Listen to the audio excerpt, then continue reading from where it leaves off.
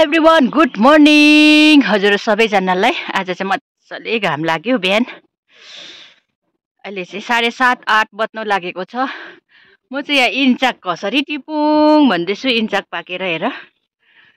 अब यो वर्षको फल, यसको चाहिँ अचार एकदमै मिठो हुन्छ। मेरो कति युट्युबमा सेयर गरिसकेको छु, कतिजना मेरो भ्युअर्सहरूले भिजिट गरिसक्नु भएको छ र आज चाहिँ मलाई एकदमै खानु मन परेर यहाँ टिप्न आएको। बोटै अग्लो छ। ल अब यहाँनिर एकजना भाइ पायो भने चाहिँ टिप्नु लगाउँछु। अब चाहिँ म चाहिँ तर अहिले बारीमै छु,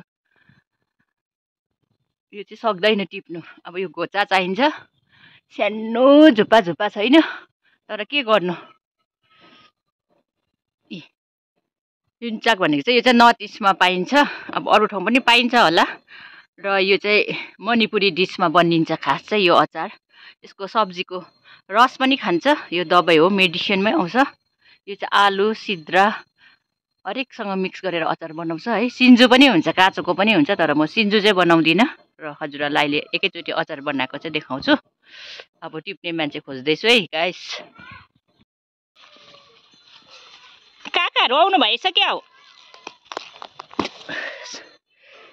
डुगु विन्टरमा चाहिँ चिसोमा चाहिँ सागै फैलिन्छ है। यति बेला चाहिँ साग र कोपी, तर हाम्रोतिर चाहिँ कोपी भर्खर रोप्दै रहेछ। भएको छैन अहिले, कतिवटा त भइसकेको छ होला। यहाँ म नजिकको भिडियो गर्दैछु। साग चाहिँ कत्रो कत्रो हुन्छ हौ।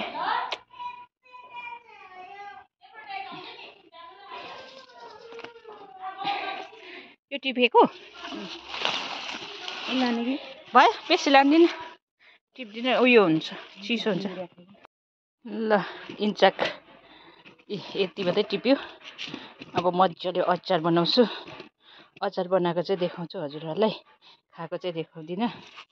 र रायोको साग, अब यसको खिचडी, मस्यामको चाहिँ खिचडी, यसको रस, यसको अचार। वाह क्या मिठो हुन्छ।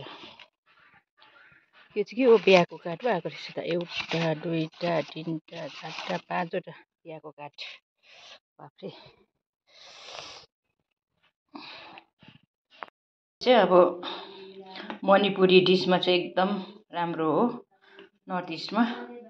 र मैले चाहिँ यहाँनिर एक एकवटा निकाल्छु। यो चाहिँ निकै छिप्पेछ, अस्ति चाहिँ अलिक छिप्पेको थिएन, तर पनि मैले सबैजनालाई यो इन्चाकको अचार चाहिँ कान्छी फुपू, मेरो कञ्चना आन्टी सबैजनालाई बनाएर मैले पठाइसकेको छु। र अब मेरो घरको ठुलो दिदी एल्डर सिस्टरलाई मात्रै दिएको छुइनँ, र आज चाहिँ बनाएर पठाइदिने छु। यो चाहिँ मणिपुरी डिसमा प्राय पाइन्छ नर्थ इस्टमा। अब यसलाई सिन्जु पनि बनाउन सकिन्छ, यसलाई तासेर है। तर अब मलाई चाहिँ सिन्जु बनाउँदिनँ, म चाहिँ आलुसँग मिक्स गरेर एकदमै सिद्रा मिक्स गरेर खाने हो। मलाई चाहिँ त्यही अचार मिठो लाग्छ। र हजुरहरूलाई कस्तो लाग्छ कमेन्ट गर्नु नभुल्नु होला। र कतिजना मेरो साथीहरूले सोध्नुहुन्छ कि यो चाहिँ कसरी बनाउँछ भनेर, तर मैले धेरै भिडियोमा सेयर गरिसकेको छु र आज पनि सेयर गरिरहेको छु। मेरो नजान्ने साथीहरूलाई चाहिँ यो भिडियो कम्प्लिट हेरेर कमेन्ट गर्नु होला। र मन पर्यो भने कमेन्ट छोडिदिनु होला। हजुरहरूलाई बनाएर एकपल्ट फेरि खिलाउने छु, जसलाई मनपर्छ मेरो वरिपरिको साथीहरूलाई। ल भिडियो चाहिँ पुरा हेरिदिनु होला, र कस्तो लाग्छ सेयर पनि गरिदिनु होला। यो चाहिँ मैले अघि इन्चाक उसिनेको चाहिँ हजुरहरूलाई मैले देखाइनँ है। यो इन्चाक भन्छ यसलाई चाहिँ। अब यसको दुईवटा नाम छ है। यो चाहिँ मणिपुरी डिसहरूमा आइन्छ है, तर अब यता पनि धेरै खानु बानी भइसक्यो। र मैले चाहिँ यो भित्र खोलेर पनि यहाँ आधी बनाइसकेको छु, भिडियो गरिनँ, अघि नै गरिनँ रहेछु। र यहाँनिर चाहिँ आलु उसिनेर राखेको छु है। यसरी चम्चीले सबै खोर्सेर चाहिँ कभर मात्रै देखाउँछु म हजुरहरूलाई, किनभने मेरो ल यो इन्चाकको अचार चाहिँ अब रेडी हुनै लागेको छ। हेर्नु सक्नुहुन्छ, मैले सबै खोर्सेर यसरी बनाइसकेको छु। यो दाना चाहिँ एकदमै छिप्पिएको पनि, अब छिप्पिएको छ भने चाहिँ एकदमै मिठो हुन्छ, तर यो चाहिँ अलिक कलिलो छ है। बोटमा अझै छ, टिप्नै सक्दैन, पुरा माथि हुन्छ। र यो चाहिँ डल्ले खोर्सानी यो चाहिँ अब उता मिजोरम मणिपुरीहरूकोमा चाहिँ ज्यानमारा खोर्सानी हुन्छ है नागाल्यान्डतिर ठुल्ठुलो एकदमै पिरो त्यो लगाउँछ उहाँहरूले चाहिँ एकदमै पिरो खान्छ यो अचार चाहिँ तर हामी चाहिँ सक्दैनौँ है त्यसैले गर्दा यही हाम्रो यता लोकल डल्ले खोर्सानी यो सिद्रा पनि अब ठुल्ठुलो सिद्रा लगाउँछ त्यो ठुलो खालको सिद्रा हुन्छ अब हाम्रोमा छैन अहिले मैले फिलहालमा चाहिँ यो सेन्टको लागि यो लगाएको छु है यसमा फेरि आलु अघि नै हजुरहरूलाई भनिसकेँ र यसमा प्याज पनि एड गरेको छु र यसमा चाहिँ धनियाँ पनि एड गर्नुपर्छ र यो चाहिँ इन्चाको अचार चाहिँ उहाँहरूले चाहिँ अब नागाल्यान्डतिर चाहिँ एकदमै मिजोरामतिर चाहिँ एकदम पिरो खानुहुन्छ तर हामी चाहिँ अब त्यति पिरो हुँदैन मैले पनि यहाँ 7वटा लगाएको छु है र पनि त्यति पिरो हुँदैन र यो भेजिटेरियनहरूले पनि खानु सक्नुहुन्छ यो सिद्रा नलाइकन किनभने मेरो घरमा पनि भाउजू भेजिटेरियन हो है अन्तखेरि यसले चाहिँ यो चाहिँ म पहिला सुरु यो सिद्रा नलाइकन बनाउँछु र बादमा चाहिँ एड गर्छु किनभने हात छुटाउनुपर्छ है ल त अब एकैचोटि मुसेर हजुरहरूलाई भरे देखाउने छु